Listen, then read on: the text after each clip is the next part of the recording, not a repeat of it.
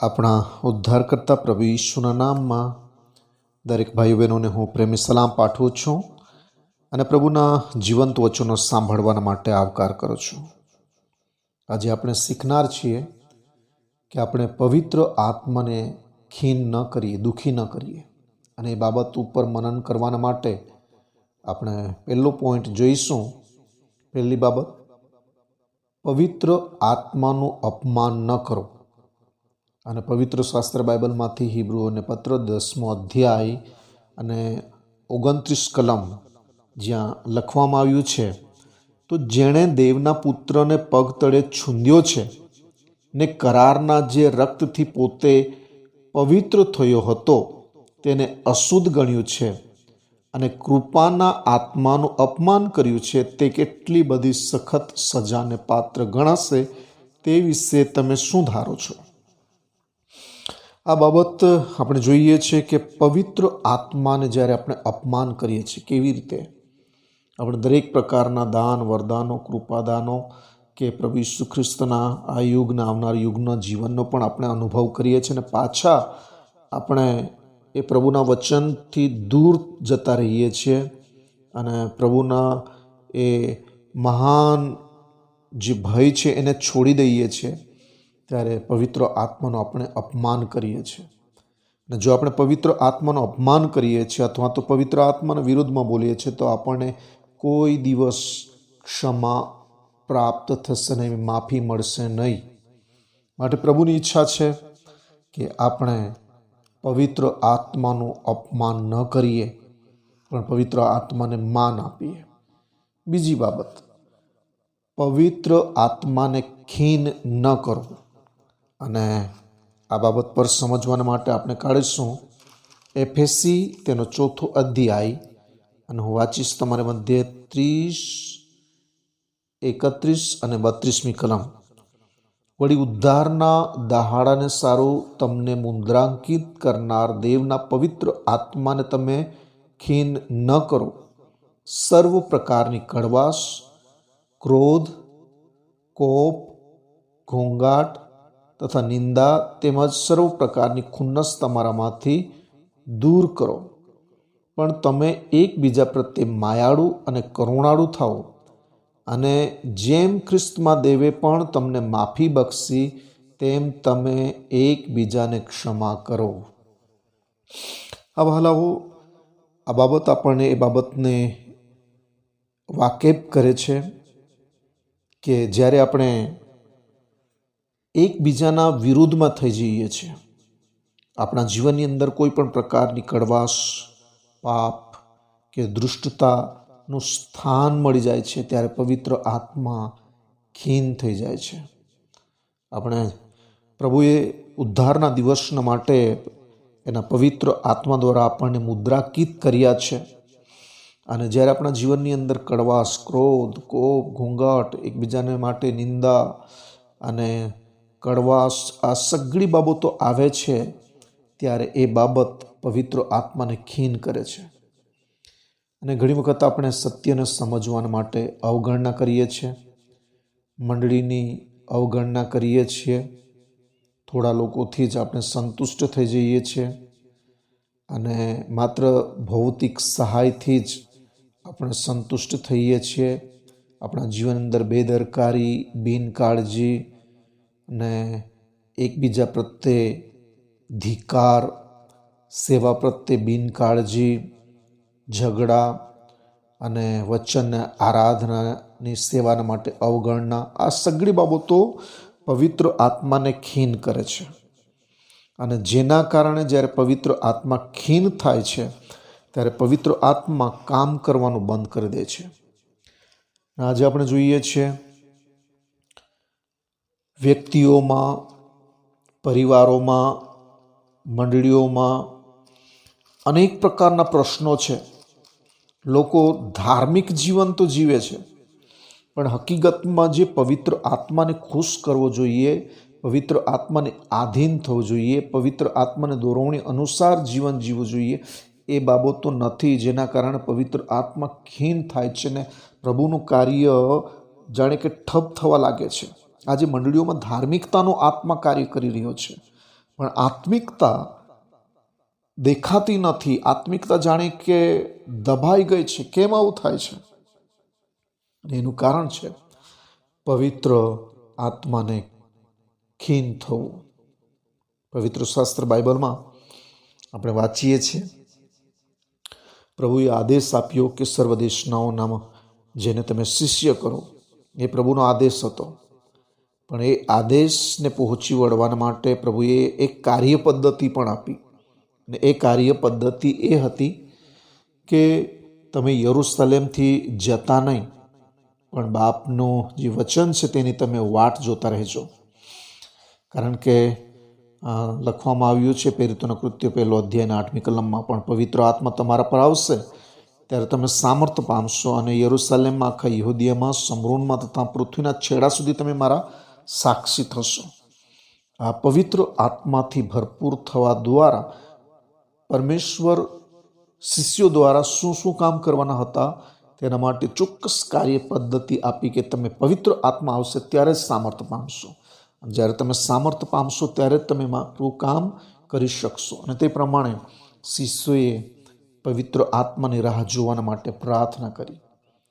અને પ્રેરિતોના કૃત્યો 2 અધ્યાય, જ્યાં પવિત્ર આત્માનું આગમન થાય છે, પરમેશ્વર અદ્ભુત ચિહ્નો અને ચમત્કાર કરે છે અને લોકો પિત્તરના એક જ સંદેશા દ્વારા હજારો લોકો પ્રભુ પર વિશ્વાસ કરે છે. 3000 લોકો પ્રભુ ઈસુ ખ્રિસ્તને પોતાના અંગત તારનાર તરીકે સ્વીકાર કરે છે. પવિત્ર આત્મા જબરજસ્ત કાર્ય કરતા જાય છે.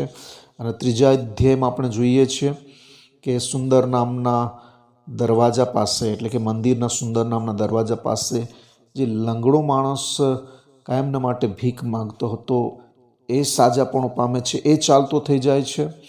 અને ચોથા અધ્યાયની અંદર એક જાગૃતિ વધતા બાઇબલનું વચન કહે છે તે પ્રમાણે કે સર્વ વિશ્વાસીઓનું મંડળ જે હતું એક મનનું ને એક જીવનું હતું. અને તેઓમાં કોઈને કશાની ગરજ નહીં હતી, કારણ કે લોકો પોતાની સંપત્તિ વેચીને જે કંઈ પૈસા મળતા એમાંથી એકબીજાને મદદ કરતા હતા. અને આવી રીતે લોકોમાં એકતા, પ્રેમ, સેવાભાવ અને પ્રભુ અજાયબ ચિહ્ન અને ચમત્કારો કરતા હતા. લોકોનું હૃદય બદલાણ પામતું હતું અને બીજા લોકો પણ તેઓ પર પ્રસન્ન હતા, કારણ કે તેઓના હૃદયમાં પરમેશ્વરના આત્માએ અજાયબ રીતે કાર્ય કર્યું. પણ 5મા અધ્યાયમાં આવતા અનાન્ય અને સફીરા પવિત્ર આત્માને વિરુદ્ધ બોલ્યા, પવિત્ર આત્માને જૂઠું બોલ્યા અને પોતાના ભોજનનો જે મૂલ્ય વેચીને જે મૂલ્ય તેઓએ થોડું પોતાની પાસે રાખ્યું અને પ્રભુના શિષ્યોની આગળ જઈને જૂઠું બોલ્યા, જેના કારણે પવિત્ર આત્મા ખીન થયો, દુઃખી થયો. અને આવી રીતે 6ઠા અધ્યાયની અંદર આવતા જે શિષ્યો હતા એ શિષ્યોમાં બડબડાટ થવા લાગ્યો અને તેઓની વચ્ચે વાદ વિવાદ ઊભો થયો. 7મા અધ્યાય સુધીમાં આવતા પ્રભુના સેવક સ્તેફન, જેમને મારી નાખવામાં આવ્યો. 8મા અધ્યાયમાં સતાવણી ફાટી નીકળી. અને આવી રીતે પવિત્ર આત્માના ખીન થવા દ્વારા કે પવિત્ર આત્માના ખીન કરવાના કારણે જે કાર્ય શરૂઆતમાં થયું, એટલે કે 2 અધ્યાય, 3 અધ્યાય, 4થો અધ્યાય અને આ અધ્યાયોમાં જે અજાયબ જેવું કાર્ય થયું એવું પાછળ પ્રેરિતોના કૃત્યમાં કોઈ જગ્યા પર કાર્ય થયું હોય એવું આપણને જોવા મળતું નથી. એનું કારણ હતું કે ખુદ પ્રભુના લોકોએ જ પવિત્ર આત્માને ખીન કર્યો અને ખીન થવાના કારણે પ્રભુની એ આગ જે હતી તે હોલવાઈ ગઈ.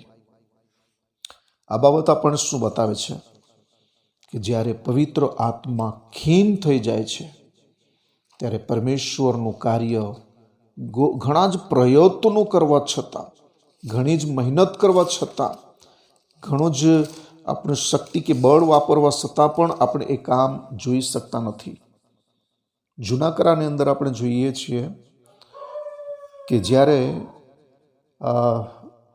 દાઉદને અભિષિક્ત કરવામાં આવ્યો, પરમેશ્વરે એમને રાજા તરીકે અભિષિક્ત કર્યો અને એ પ્રભુના એક યાજક પણ હતા, રાજા પણ હતા. પરમેશ્વર તેઓનો અજાયબ રીતે ઉપયોગ કરે છે.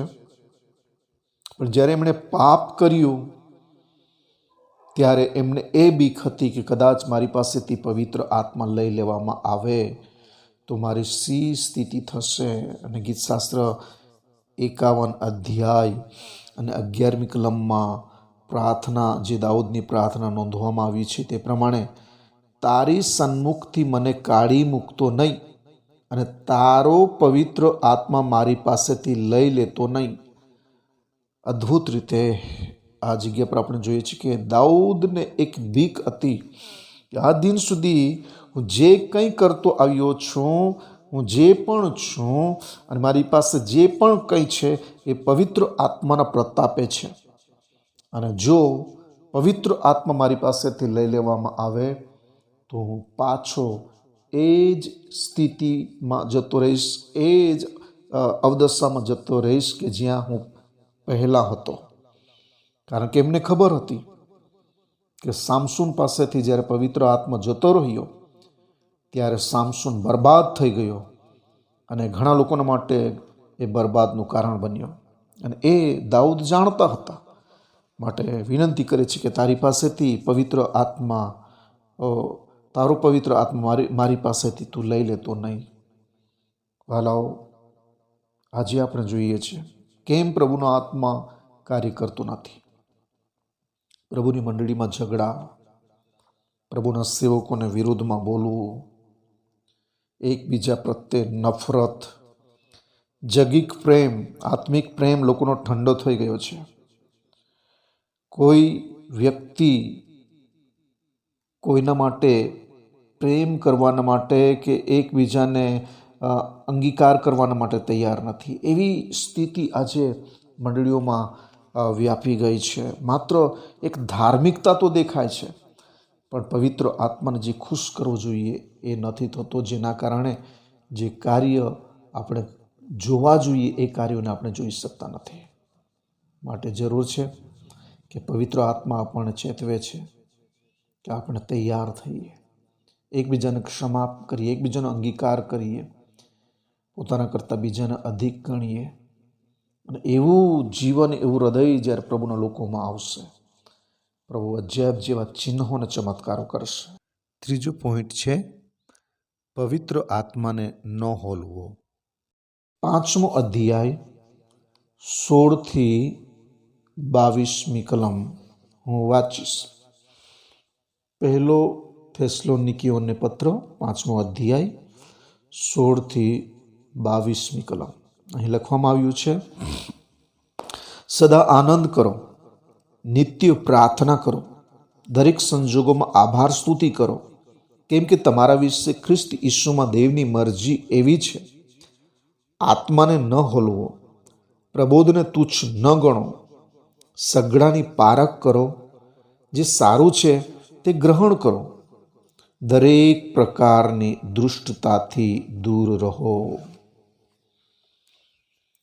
પવિત્ર આત્મા ક્યારે હોલવાઈ જાય છે? જ્યારે આપણે પ્રભુની સેવકાઈ કરવાના માટે આપણે નબળા પડીએ છીએ. આપણા જીવનની અંદર